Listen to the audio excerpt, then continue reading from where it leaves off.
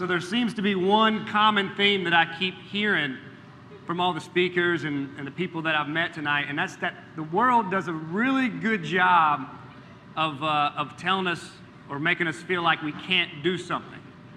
It does a really good job of discouraging us. And according to the world, a guy like me shouldn't be up here in front of you right now. Yes, I'm just a bartender. When I grew up going through school, I was never the best student. I was very much a C student, and that's why they call it average. I'm average. And actually, one quick thing, Eustace, who spoke earlier, came and spoke at my elementary school in Greensboro. This was what, 20-something years ago, and I remember one thing was this guy broke the rules. I like that. And it took me a long time how to figure out how to do it, but I did. Again, I shouldn't be here right now. I was never the star athlete. I love sports. I love wrestling and football and baseball. I never got the MVP award. I was never asked to come up anywhere and get a trophy. I played because I had fun. So the world did a good job of telling me a guy like me is not really going to be that great or exceptional or be able to have a very profound impact on the world around me because I'm just a regular, ordinary guy. But then something happened. In 2003, I learned about the world's water crisis as a bartender. I learned that water kills more children than anything else in the world. Number 2 is HIV/AIDS, which we all know well. Number 3 is malaria, which of course we all know well. Malaria killed more of our soldiers in Vietnam than bullets. Number 4 is tuberculosis. Water kills more than all 3 of those combined. Yet no one, especially in 2003, knew anything about this crisis, really. And I was not happy, to say the least, when I learned about this. And that's when the only thing I guess I could use to describe it is the word passion. Something happened in me. I got angry, I got pissed off, but I also decided, you know what? I'm not going to sit here and do nothing about this. I may just be a bartender, I may just be a very ordinary person, but I'm going to use the tools and the resources that I have around me to make a difference. And so what did I do? In early 2004, I created an organization called Wine to Water. Obviously, it's a play on words on Christ's first miracle. There was a great, fun wedding party. Everybody was having a blast. And in that biblical story, they ran out of wine. So we know the story well. Christ took water and made not just any wine, great wine. Well, here in the West, we have wine and anything we want all around us. So I figured maybe as a bartender, I could figure out a way to take what we have plenty and give to the rest of the world that has so very little. I'd never held an event before.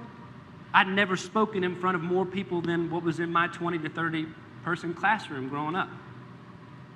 But I knew that I had to do something about this crisis, and so I did. After I started this, it wasn't even an organization in the beginning, it was just more like a little movement.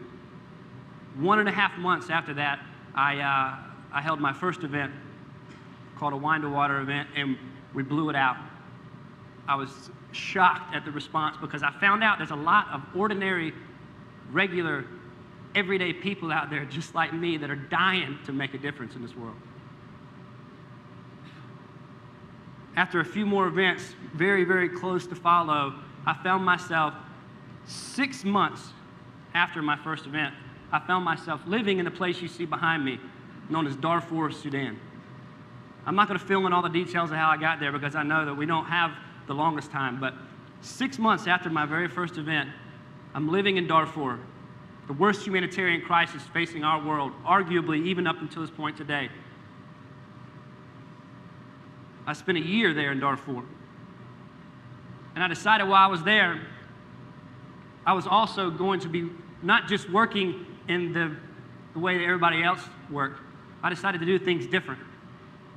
I found the marginalized people in that community In my community back in Raleigh, North Carolina, where I started Wine to Water, I used the marginalized community.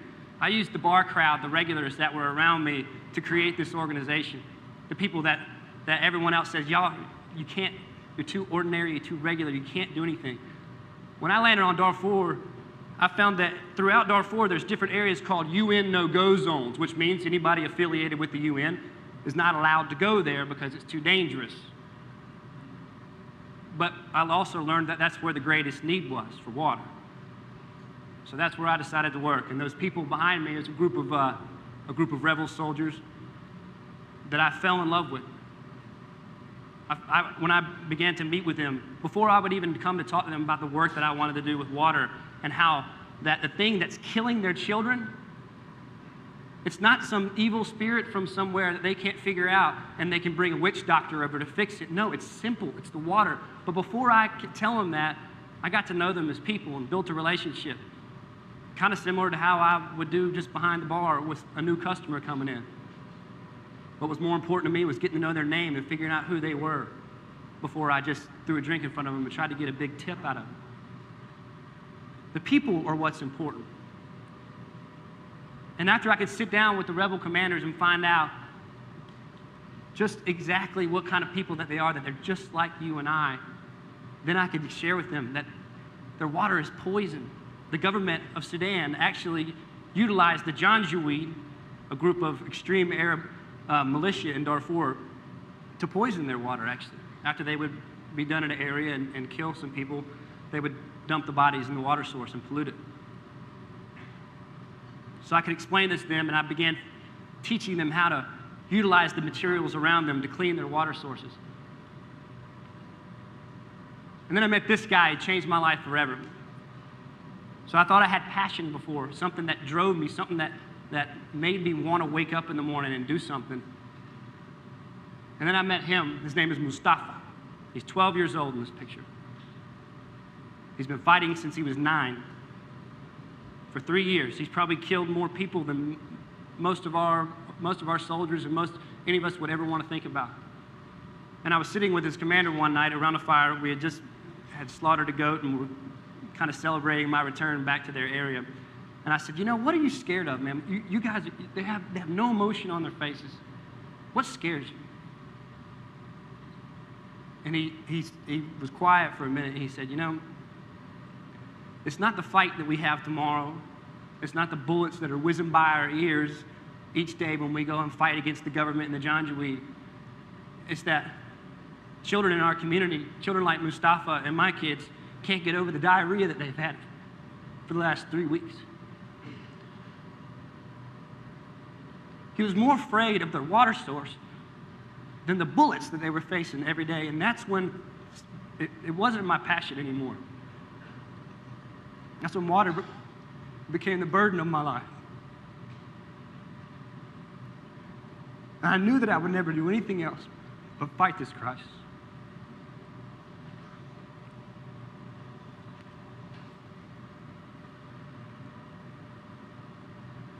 So I did what I could do. I utilized locals in every area. When I came home from Darfur, I'd like to say that I immediately went out and began growing this organization, but it took me a while. It took me about a year to get my wits about me when I got home. And then I started working. I started forming this organization that most of you now know as Wine to Water. And we did something different as well. We've always done things different from the day one all the way up until now. Instead of just trying to raise as much money as we can and go to all the people with the deep pockets and then buy a monster drill rig and hire a big staff and fly everywhere around the world and pop in a well here, a well there, give a water filter here and there and say, here's your clean water, have a nice life. We decided to use locals to do the work. We decided to allow them to get involved. We decided to show them what resources they had around them so that they could fix their own water crisis instead of always have their hand out waiting for the West to come save them in the next disaster. Maybe after we've been there, that they could figure out next time how to save themselves and not rely on us for help. And so we do things like this. This was the second country after Sudan that I went to. This is in Ethiopia. A group of guys there found out a way to take old Land Cruiser parts and make a well drilling machine out of it, run by only manpower. and you pump this thing in the ground. And after about a day, you get down about 100 feet, and a lot of places in the Langano region of Ethiopia, you reach water. And then you make a pump out of local materials. In Cambodia, we've drilled over 100 wells. When I first started drilling wells there, it cost us $2,500. And now through utilizing local manpower and local materials and by getting everything done with local help, local villagers, we've decreased our costs by 5 times, and now we're doing a well for $500 instead of $2,500.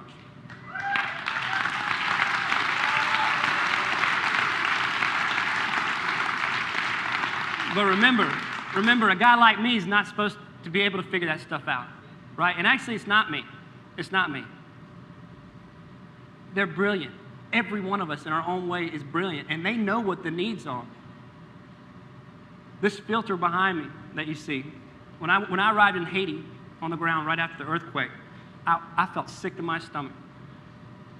Yes, because of a lot of things that I don't need to get into here on the stage. But you know what made me feel more sick than all the sights that I was seeing that were grotesque?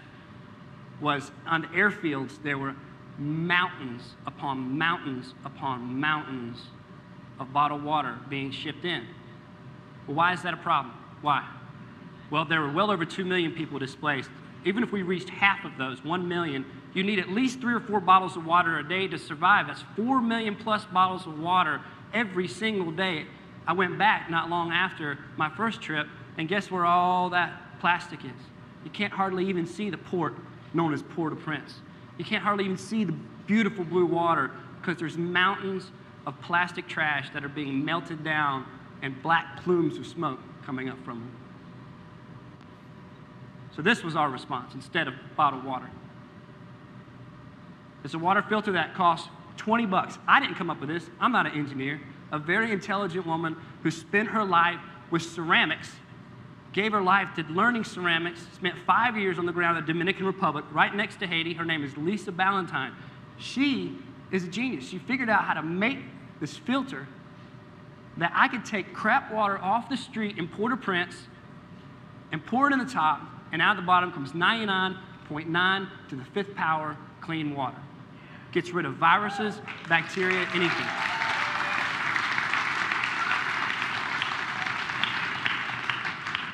So to prove to you, what you have here may not be the streets of downtown Port-au-Prince after a devastating earthquake, but it's pretty nasty. I actually went down and I didn't want Rick to be the only one that got dirty water, so I went and gathered some too. And I mean, if you can see it, it's pretty nasty stuff. I know I'm walking off the carpet. I'm breaking the rules. I always do that. This is not good stuff here.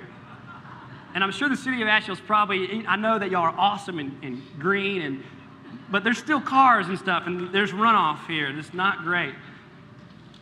But to prove, we poured 2 of those, actually. You didn't see the first one. 2 of those in the top here. And I will more than happy drink what's in the bottom, because I know I would never give someone who, like me, I have 2 children. One of them is 5 months old. In the developing world, the biggest threat to that child's life is their water source. Like I said in the beginning, it kills more than anything else in this world. I would not give a parent something that I would not use myself nor give to my own child.